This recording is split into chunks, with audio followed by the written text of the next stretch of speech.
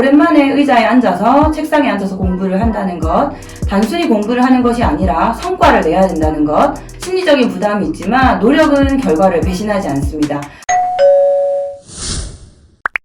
울산 KH정보교육원 본인 소개 부탁드리겠습니다. 안녕하세요. 저는 KH정보교육원에서 직업상담사 과정을 맡고 있는 훈련교사 정영진입니다. 과정 훈련하는데 나이 제한이 있을까요?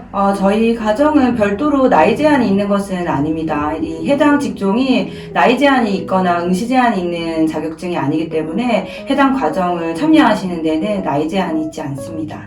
그럼 혹시 직상반의 연령대는 어떻게 될까요? 평균적인 연령대가 고정이 되어 있는 것은 아닙니다. 실제로 지금 훈련 과정 중에 참여하고 있는 경우는 30대 중반 정도라고 보시면 되고요. 지난번에 수료한 과정은 40대 중반이다 보니까 해당 과정에 편차는 조금 있을 뿐인 거지 고정적으로 연령대가 있는 것은 아닙니다.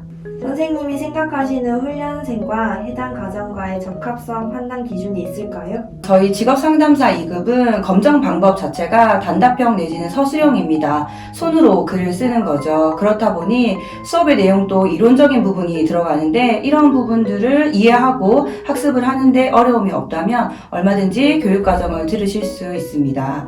또한 이 직업상담사 양성 과정이기 때문에 내담자를 생각하면서 필요한 기술인 공감 능력, 수용 능력, 적극적인 경청 능력이 있는 훈련생이라면 이 직업상담사 과정은 매우 적합한 과정이라고 볼 수 있습니다. 검정형과 과정평가형의 차이점을 간략하게 말씀 부탁드리겠습니다. 가장 큰 차이점은 검증법입니다. 두 과정 모두 응시 제한이 없다는 것은 동일하지만 평가 방법에서는 큰 차이가 있습니다. 검정형인 경우에는 크게 필기시험과 실기시험으로 두 번의 시험으로 평균 60점 이상을 획득했을 때 합격 기준이 충족이 되고 1년의 시험은 3번 정도 기회가 있습니다. 2022년 3회차부터는 필기는 CBT 시험으로 전환이 되었습니다. 과정평가형인 경우에는 크게 내부평가와 외부평가로 나뉘고 두 평가는 5대5 비율로 환산 점수 80점 이상을 획득을 하시면 합격 기준으로 삼습니다.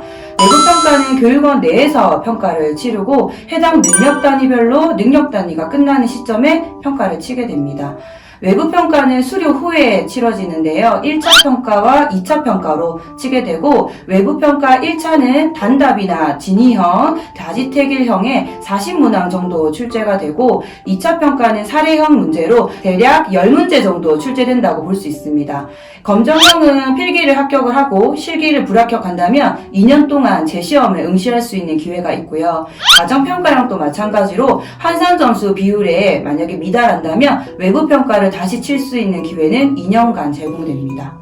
과정평가형 같은 경우는 시간이 조금 길고 대신에 실무적인 부분이 함께 병행해서 들어가기 때문에 이것을 원하시는 분들이라면 과정평가형을 선택을 하셔서 들으시면 좋을 것 같고 나는 가능하면 단시간 정도의 수강을 통해서 자격증을 취득을 하고 싶다 하시는 분들이라면 검정형 과정이 더 맞다고 생각하시면 될 것 같습니다. 선생님은 과정을 어떻게 교육하시길래 전국 직상 합격률보다 더 높은 합격률을 달성하시는 건가요?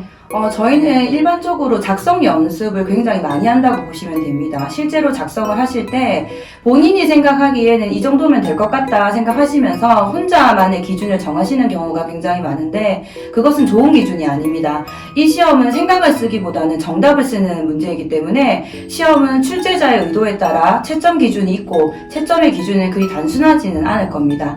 가능한 생략되는 키워드는 없도록 문장이 매끄럽게 진행이 잘 써질 수 있도록 수정하는 방법이 가장 중요합니다.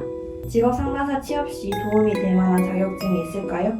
일단 직업상담사에게는 필수적으로 필요한 것이 전산 능력입니다. 그렇기 때문에 꼭 컴퓨터 활용 능력이 필수라고 보시면 되고 수강 전이든 수강 이후든 가능하면 컴퓨터 과정을 들어보시는 것을 추천을 드립니다.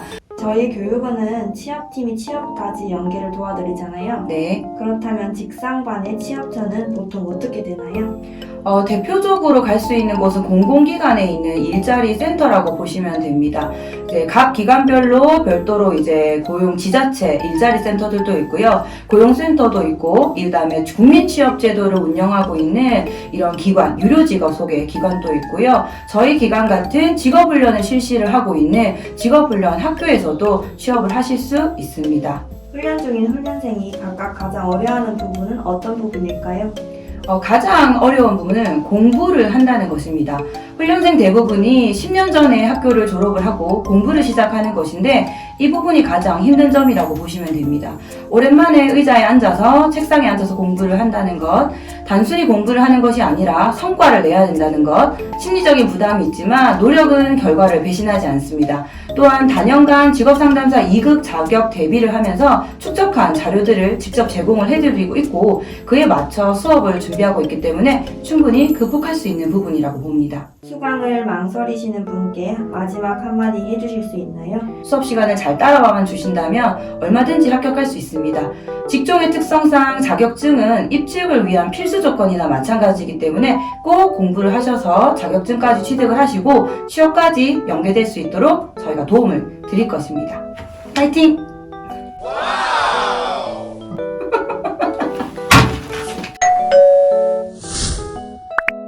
울산 KH정보교육원